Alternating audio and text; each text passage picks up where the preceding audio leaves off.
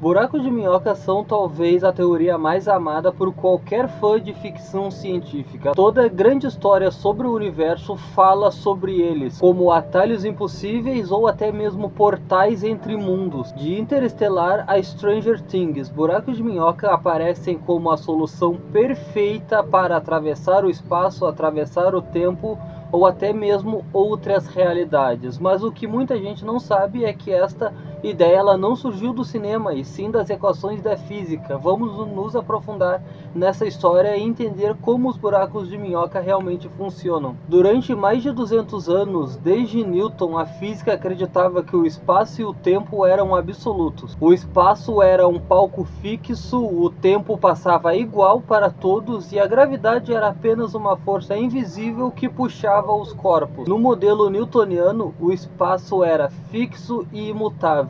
O tempo era universal, o tempo era igual para todos os corpos, e a gravidade era uma força à distância. Este modelo funcionava perfeitamente para planetas e corpos do dia a dia, mas começava a falhar para corpos que atingiam velocidades extremamente altas e corpos que tinham campo gravitacional extremos. Ou seja, quando um corpo ele atingia velocidades extremamente altas, o tempo ele deixava de ser absoluto e começava a haver uma distorção no espaço. A mesma coisa para corpos com campos gravitacionais extremos. E a solução para isso começa a surgir em 1905, onde o jovem físico desconhecido, até então na época pelo menos, chamado Albert Einstein, apresentou a sua teoria da relatividade restrita, em que o tempo deixava de ser absoluto. Na teoria da relatividade restrita, Einstein ele colocou dois postulados. O primeiro postulado é: a velocidade da luz é a mesma para todos os observadores. E o segundo postulado é: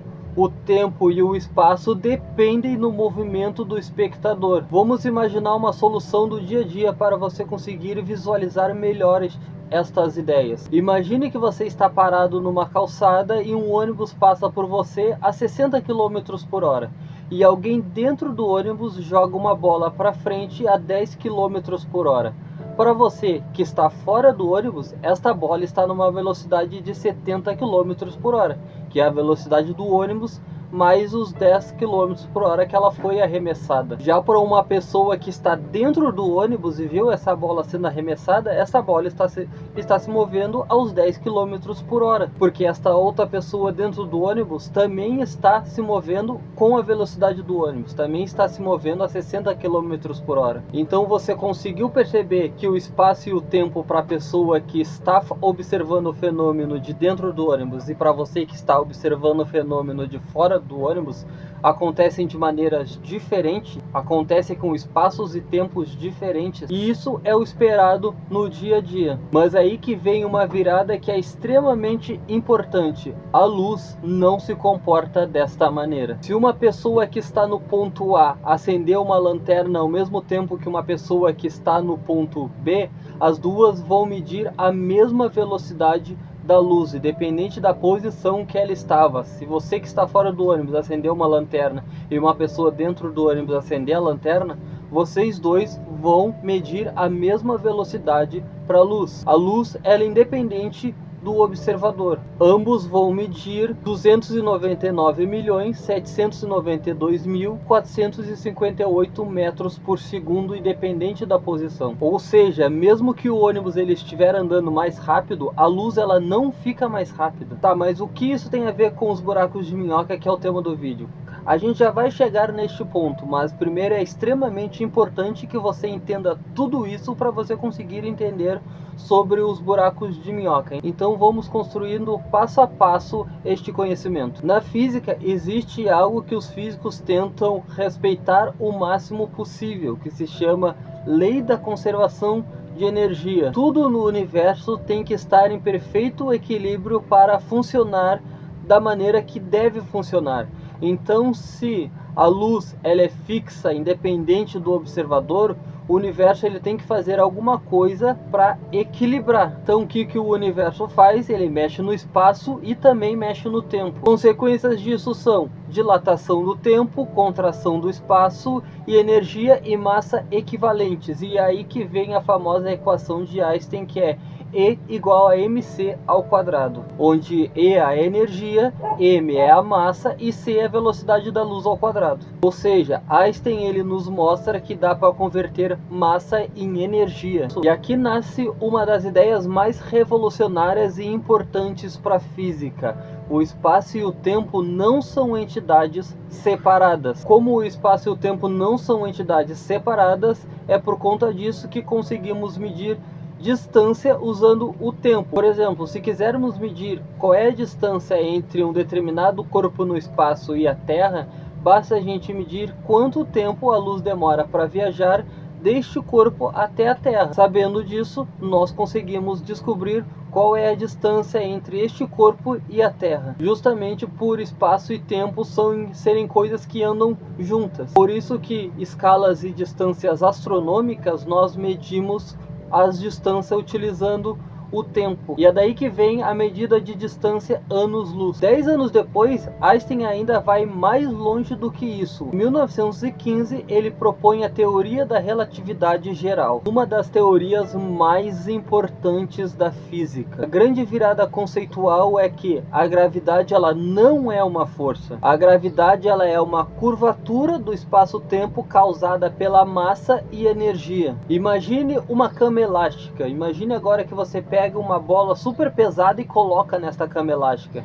Esta bola, por conta do peso dela, ela vai fazer uma curvatura na cama elástica ao redor dela. Agora imagine que você coloca outros pequenos corpos ao redor.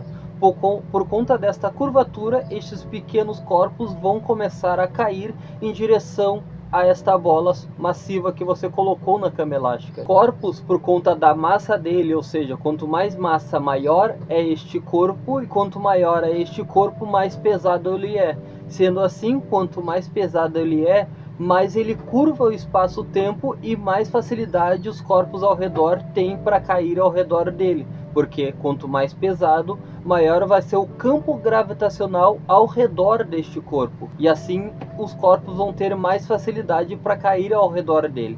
É assim que a gravidade funciona. Então guarde essa informação que ela é extremamente útil e a gente vai precisar se recordar dela daqui a pouco. As equações de Einstein para a teoria da relatividade geral nos mostram diversas soluções possíveis, algumas soluções mais estranhas do que a outra. Poucos meses depois de Einstein publicar as suas equações, algo que ele achava que muitas das soluções das equações deles nem iam ser possíveis, ele não acreditava que teriam soluções para aquelas equações que ele propôs, quando meses depois outro físico alemão chamado Karl Schwarzschild encontra uma solução surpreendente. A solução de Schwarzschild descreve um objeto tão denso que nem a luz consegue escapar dele. Ou seja, o objeto ele é tão denso que ele tem uma massa extremamente alta, e por conta dessa massa extremamente alta, a gravidade ao redor dele é extrema. Lembra que eu falei para você guardar aquela informação de que quanto maior for a massa do corpo, maior é o campo gravitacional ao redor dele? É justamente isto. As equações de Schwarzschild para as equações de Einstein descrevem um objeto com uma densidade tão grande que nem a luz consegue escapar deste corpo.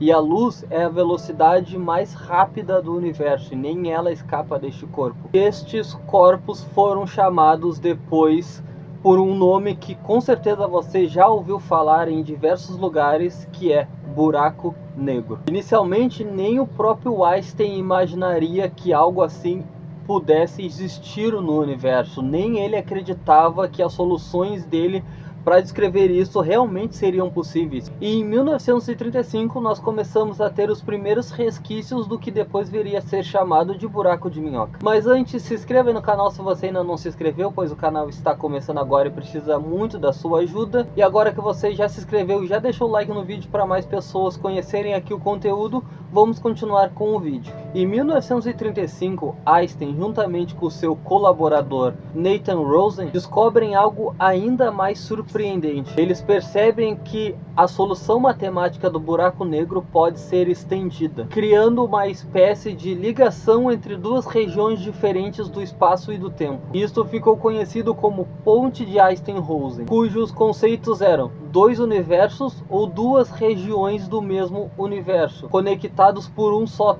túnel matemático. O problema disso é que as soluções matemáticas mostravam que essa ponte ela colapsava de maneira praticamente instantânea, tornando impossível que alguém conseguisse viajar ao longo dela. Ou seja, nada poderia atravessar realmente esta ponte. Nos anos de 1950, o físico John Archibald Wheeler dá um nome popular a esta ideia, que é como conhecemos hoje em dia como buraco de minhoca. Imagine que você quer fazer uma viagem da Terra até a galáxia mais próxima, que é a galáxia de Andrômeda. Se você andasse em linha reta, você levaria cerca de 3 milhões de anos para fazer esta viagem. Porém, se fosse possível você fazer esta viagem ao longo de um buraco de minhoca, você levaria apenas alguns dias para cumprir esta viagem. A explicação mais comum sobre como um buraco de minhoca funciona é pedir para você imaginar uma folha de papel. E imaginar que você é um habitante que vive em cima desta folha de papel e que você tem que fazer uma viagem que vai do ponto A até o ponto B. Agora você imagina que esta folha de papel ela está dobrada e tem um túnel que conecta o ponto A até o ponto B. Você percebe que se você tivesse que fazer esta viagem, seria muito mais rápido você ir através desse túnel com a folha dobrada do que você levaria para fazer esta viagem se você tivesse que fazer em linha reta. É justamente assim que um buraco de minhoca teoricamente funcionaria, e é por isso que você levaria menos tempo para viajar da Terra até Andrômeda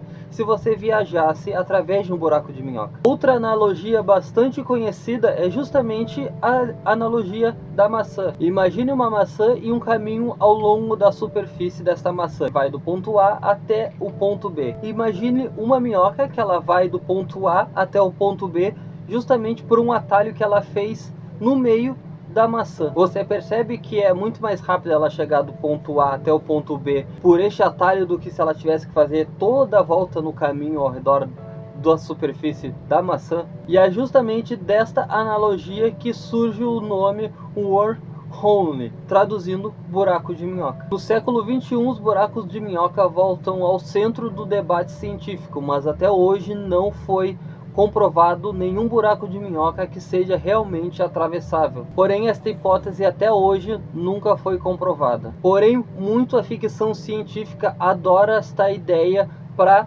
colaborar com a narrativa da história. Vemos isso justamente na série Stranger Things. Stranger Things se inspira muito nas ideias do buraco de minhoca para a narrativa da série. Na série, o mundo invertido funciona como um mundo paralelo conectado por portais semelhantes a buracos de minhoca.